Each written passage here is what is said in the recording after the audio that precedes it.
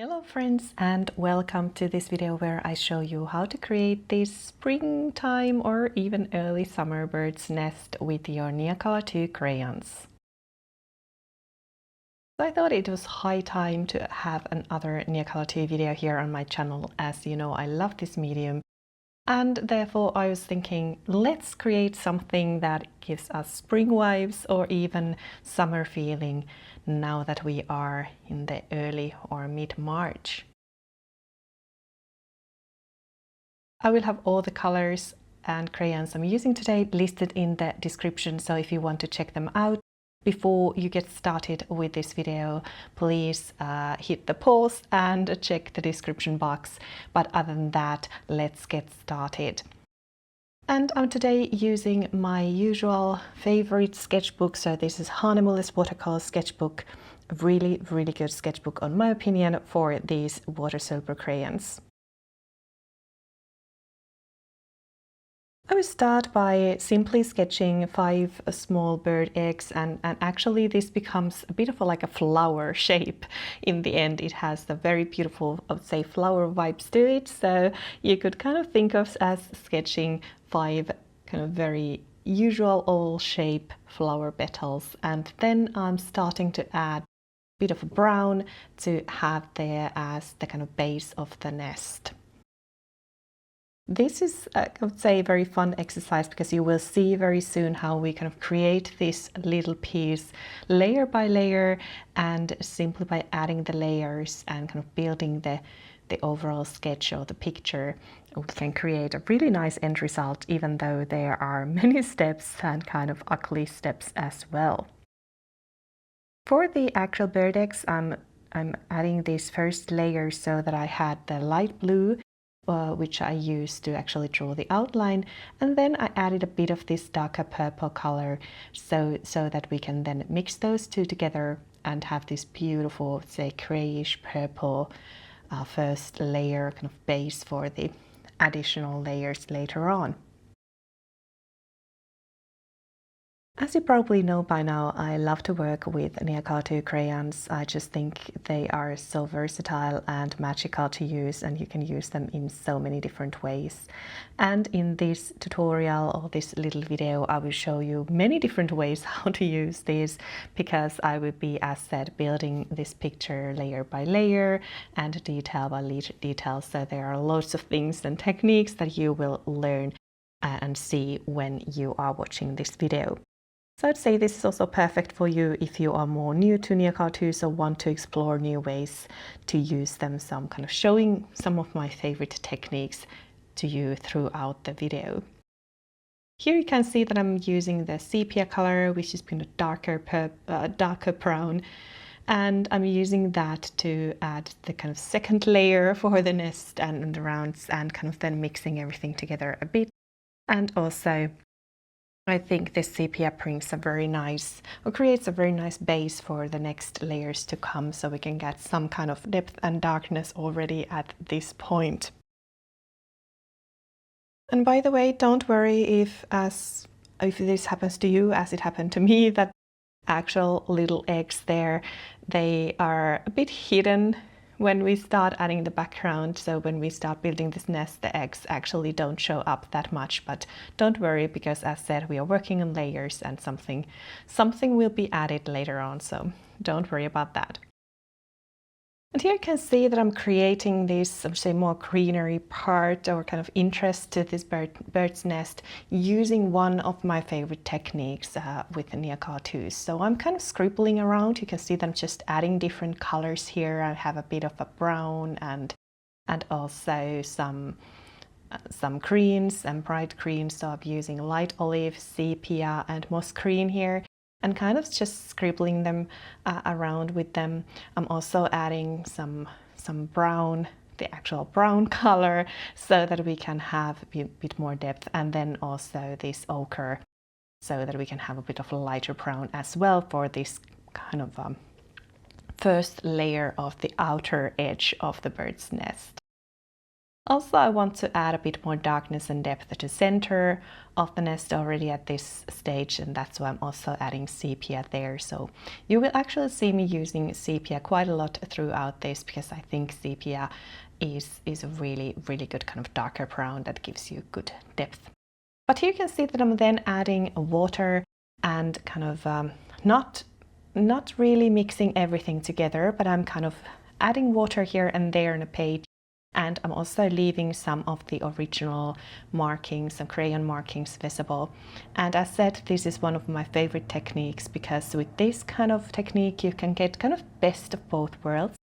You can use this pigment that you have on page more like watercolor and spray it a bit around and have these beautiful organic watercolor-like marks and end results, but then at the same time you can also have the actual pencil or crayon markings visible, and that way it's just kind of gives you, as said, 2-in-1. I think it's a fun process and also gives you loads of interest. So if there is one technique that you want to try after watching this video, maybe this is the one.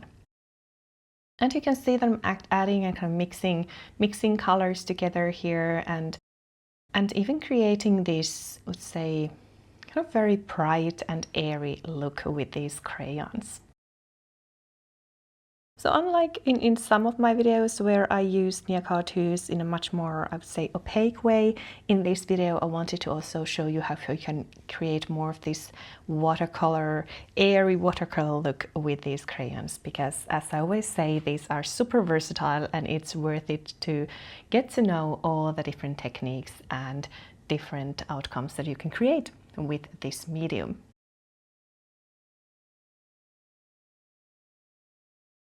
So as said, it's all about kind of building the layers at this point, and I'm just adding the darker shades as well so that we can have some depth and interest. And I am using pretty much, I'm adding most of the crayon on a kind of dry paper, so the paper dries fairly quickly because I'm not using too much water to activate the pigment. But at some places I'm also utilizing the fact that you can use these crayons perfectly also on wet or even preferably on damp paper, and that way you can get really nice strong pigment outcomes and kind of these very strong markings, as you can see that is also happening during this video. So I'm adding different layers, and then little by little I'm activating the pigment. Not everything, not all of it, and I'm not, as said, mixing everything together, but more of letting the layers build and come to life so that we can very often see the previous layers, so we're not making the layers too opaque, and that's why I'm not adding too much of the crayon all the time. This light cobalt blue hue is one of my favorite crayons. Unfortunately it snapped, but it doesn't matter, I can still use it, and I'm using it also in this little sketch on my sketchbook. I'm having that as the main color of these little bird eggs. I think this is such beautiful, very spring-like color anyway. So I'm using that, and kind of, again, as said, because we started to add the background, the eggs were kind of hidden there. Now we are bringing them back to the forefront and kind of adding this lighter blue, which is I've added quite a lot of it, as you could see, and that way I can get more opaque pigment and kind of lift these eggs a bit out of the paper and make sure that they don't disappear in the background. As I'm activating the pigment here and activating the crayons, I'm not using too much water, and that's also kind of very important to keep in mind, that be mindful how much water you actually use. When we were activating the green part in the outer parts of this little sketch, that's when I used a bit more water because I wanted to have this watercolor effect. Then on the other hand, when I was activating the pigment on the bird's eggs, I didn't use that much water because I wanted to be a bit more opaque and I wanted to also have a bit more control. So keep that in mind and kind of explore and see what works best for you. One of the things I really enjoy about Neocolor II is how you can create these layers and kind of bring the picture alive little by little, piece by piece, and you can keep on working and keep on adding and building that interest as you go.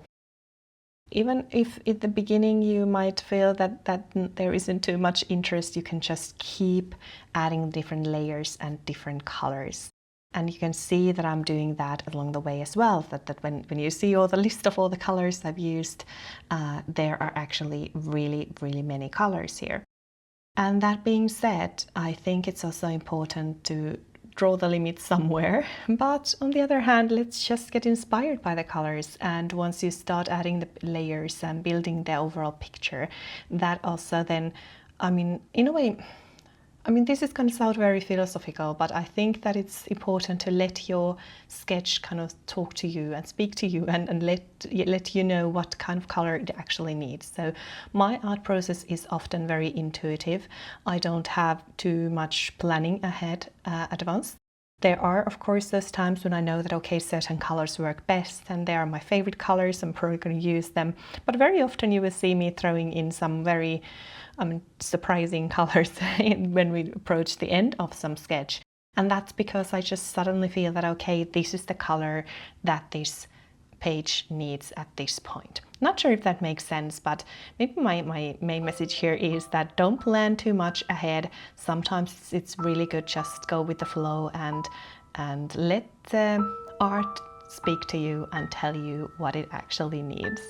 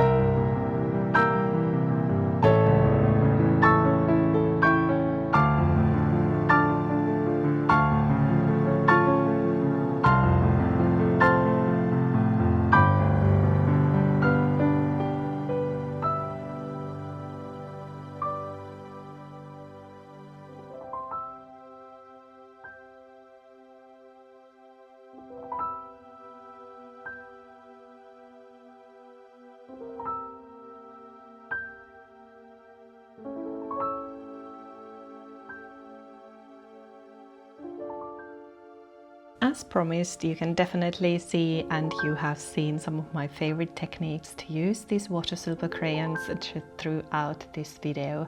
And I hope this one inspires you to again take out your crayons and test them and explore, see what you love to do with them, and maybe find some new techniques and new ways to use them. I think it's always so inspiring and also lifting the spirit to explore something new and try and see what actually works, and also those things that don't work. I mean, even throughout this sketch there were things that I noticed that, okay, this doesn't work too well, let's just shift it and do something different. And luckily Neocolor IIs, they are opaque enough that you can always add second layer and third layer and many layers, so that if one of the layers it's not perfect and not taking your art to the direction you want it to be going, then you can easily just, try something new and develop your art further. But that being said, I hope that you've enjoyed this Neocolor II video, yet another one here on my channel. If you are new to my channel, make sure to check out my Neocolor II playlist. I have loads of fun and inspiring Neocolor II videos.